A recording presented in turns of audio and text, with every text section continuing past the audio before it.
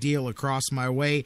Tayshaun Gibson, no ACL tear. He has MCL damage in his knee. They're calling it a grade 3 MCL injury. He is questionable for the remaining 5 games of the season, which means clearly that's different than even being doubtful or any of that. So, and he is definitely considered probable if the Browns were to make the playoffs to return. So I would think late season return, very possible. And that's probably the best news the Browns could have gotten in that situation. They avoided all the serious ways that his knee could have been injured here, and it's simply going to be a matter of, how much he can do as he develops over the next couple of weeks to get himself back on the field. But that's great news for the Browns.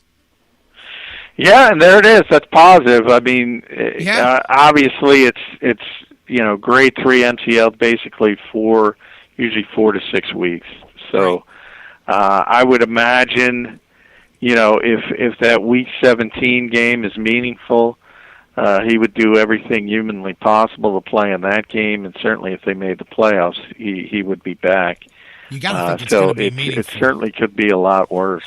You got to think it. That the division is coming down to those divisional games that last week of the season. You sit here, as you said, 7-3-1. Cleveland and Pittsburgh 7-4. Baltimore with a win tonight would go to 7-4, and that would just be amazing especially when you flip over to the South. But I was looking at the playoff standings here. Speaking of another one, potential playoff preview yesterday, Seahawks and the Cardinals. I was very interested to see how that was going to go, and it didn't disappoint me, especially the first half. Nothing but some field goals on the board. Seattle able to put 10 points on in the second half, but a defensive battle there, kind of what you would expect from two of the better teams in the the NFC, and 19-3 victory for the Seahawks. But what were your thoughts on that one? Were you surprised that the Seahawks took care of it? It's at home. What did you expect out of that, and did it play out like you thought it would? Yeah, you're never surprised when the Seahawks win at home. You kind of expect them to, and they're so dominant up there. A little concerned more at the Cardinals side, simply because this is all what we kind of expected at some point. They're not going to be the same team with Drew Stanton, and they're not going to be playing the Seahawks in Seattle every week, so you don't want to overreact, but, I said as soon as that injury became clear, you had to downgrade Arizona from, Super Bowl contender to just, run-of-the-mill playoff team, and I think that's true. I think that kind of played out. And it's not, as I said, it's not about the loss, because everybody loses in Seattle. But they're just going to have issues offensively for the remainder of this season. Yeah, that was must-win for the Seahawks, too, as they climbed to 7-4 here, because heading into this weekend, they were in that group of teams on the outside looking in. Of course, they've been there and done that, so they don't panic about that. I was kind of looking to see it. I don't want to say the first real test, but, I mean, when you play the defending Super Bowl champions, that's a test, no doubt, always, especially one that's equally as strong the next season. Big test to me for the Cardinals to come in at 9-1 and be, where they had been, and to kind of get, like you said, to change where you look at them a bit more from, hey man, that's a Super Bowl team, to that's one of a whole bunch of playoff teams that, if things go their way, they can make a run here. Big difference there. I think we saw that, but it was I don't want to say must win, but it was pretty close to that for the Seahawks there. So they took care of business that they had to take care of yesterday. Yeah, and, the Cardinals' defense was still pretty impressive. I mean, they only gave up less than 3 yards a carry to Marshawn Lynch.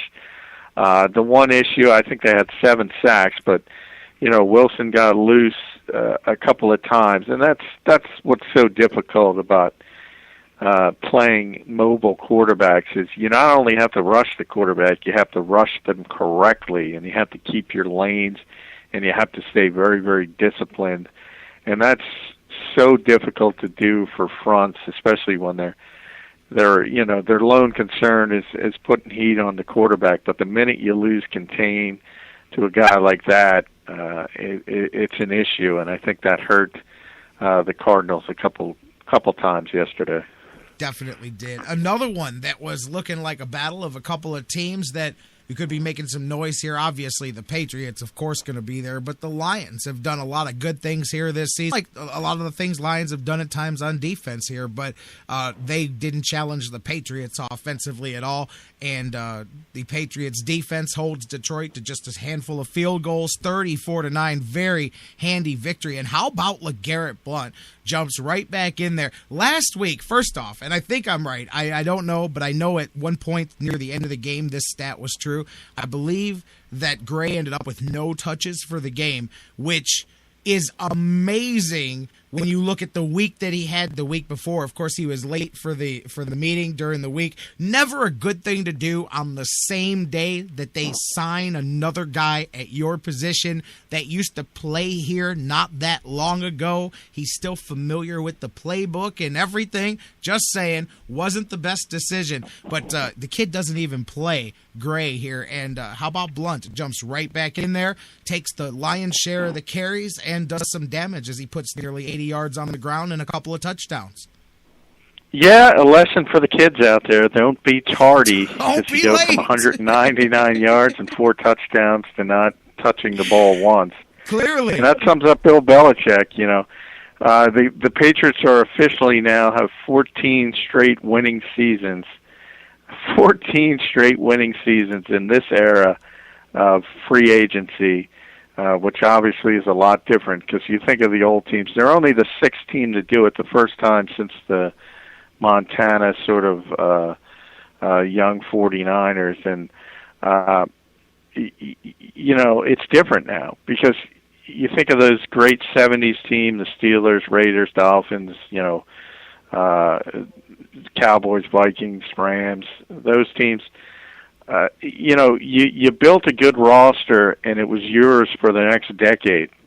It's not like that anymore, where you have free agency from year to year and guys switching uniforms. So what they've been able to accomplish, and they've done it again this year, and, you know, ever since they lost to Kansas City in that game, and everybody was saying, oh, maybe it's time to look at Jimmy Garoppolo. Yeah, right. You know, they won 7 straight.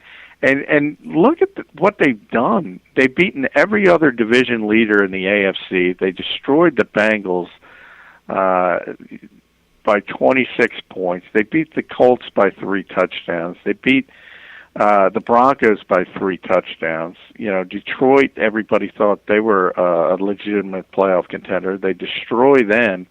And one week it might be Brady throwing for 350. The next week it's Jonas Gray. The next week it's LeGarrette Blount. You know, Bill Belichick is just way ahead. You know, when you make the list of best coaches, he's number 1, and everybody else is fighting for, like, slot number 10, because that's the difference between him and everybody else.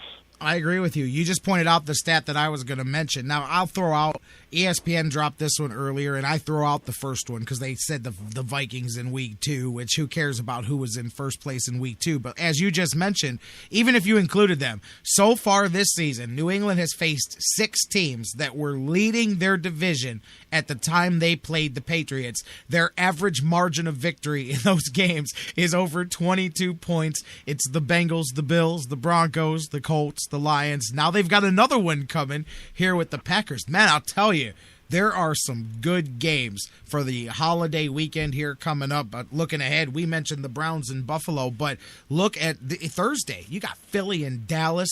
That's going to be a good one there, the afternoon Thanksgiving game, and a game that maybe not as shiny as it looked when they put the schedule together, but you got the 49ers and the Hawks as the primetime game Thursday. A couple of good Thanksgiving games, and you got the Bears and the Lions too, which is a bit of a rivalry, but you know, we know the Bears have been what they've been this season, but some good games to start things off on Thursday. Yeah, and specifically the 2 big ones, the Cowboys-Eagles and the Niners-Seahawks, because, you know, not only are those teams, the Cowboys and Eagles specifically, fighting for obviously the NFC East title, but, you know, if they want to make a wild card, the loser of that situation is going to be in deep trouble. And remember, both of those rivalries, they play each other twice. They haven't played each other yet. So the Cowboys and Eagles are going to be meeting twice, and the 49ers and Seahawks are meeting twice in 3 weeks. So everything's going to shake out pretty quickly here, and you're going to see which team's going to be left out in the cold, because there's going to be a very good team in the NFC that doesn't make the playoffs, because obviously we talked about the NFC South. One of those teams has to make the playoffs. So whether it's the Eagles, Cowboys, Lions, Seahawks, 49ers, even the Cardinals, if they, don't stop this with Drew Stanton, somebody's not going to make the playoffs in that group. Yeah, and they're going to be looking up at a sub-500 team going, you've got to be kidding me. Speaking of rivalry weeks, I mean, even though this isn't a real one, Tennessee and Houston, there you go. The battle of what used to be and what could have been taking place this weekend. But some good games here besides those ones there. You've got, I'll tell you what, speaking of New England and Green Bay, we brought that up earlier coming up on Sunday. There's two. You mentioned Aaron Rodgers. I love him. Love Tom Brady. Two of the best quarterbacks in the NFL squaring off. And then you've got Denver and Kansas City is primetime deal on Sunday. So there's a lot of big games, key games too, as you said, for these playoff races and stuff, because there's going to be a lot of teams. Same thing as you mentioned there, where somebody's going to be on the outside looking in on the NFC. Over in the AFC, same thing. You look at this wild card grouping with, right now, so many teams there in that 7-win area. There's going to be couple of double-digit win teams that don't make the playoffs this year. Yeah, well, all you have to do is look at the North, and yeah. Imagine if Baltimore is able to win tonight. Very tough place to play, although that's kind of tempered. The Saints have lost 2 in a row in the Superdome, so even that has kind of gone away from their wheelhouse. But if they're able to win tonight, Cincinnati's 7-3-1. Everybody else is 7-4, and that's what that Miami loss was so devastating for that. Matter is San Diego with that interception at the goal line is 7-4, and obviously Kansas City is kicking themselves for losing to the Raiders.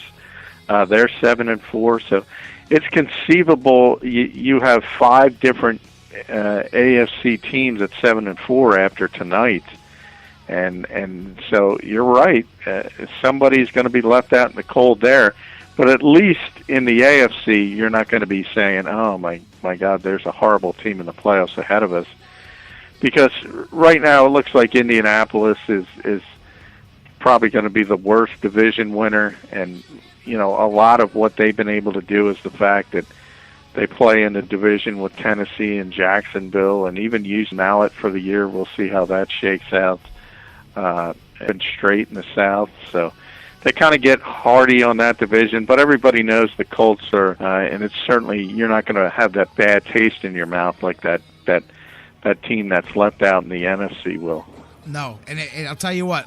If you were to, let's say Baltimore wins that game tonight, just to make this much easier to sum up. Say Baltimore wins tonight, 7 of the top 9 teams in the AFC would be sitting at 7-4 or 7-3-1 in Cincinnati's case, with Miami just a game behind them at 6-5. And Buffalo, depending on what happens with them, they could potentially be 6-5 if they win tonight as well. So, but I mean, 7 of the top 9 sitting there at 7 wins, going to be a hell of a run down the stretch. And on the other side, that Seattle-San Francisco game, both teams right now on the outside looking in with tiebreakers on the playoffs. So that one's going to be big for them as both of those teams sit at 7-4. Going to be a lot of fun this week. Football, of course, not only during the weekend, but Thanksgiving football. That's always fun. Can't wait. John, by the way, not just for football, but happy Thanksgiving to you and your family, and I hope you have a good one. You got anything special thing? What do you got going on?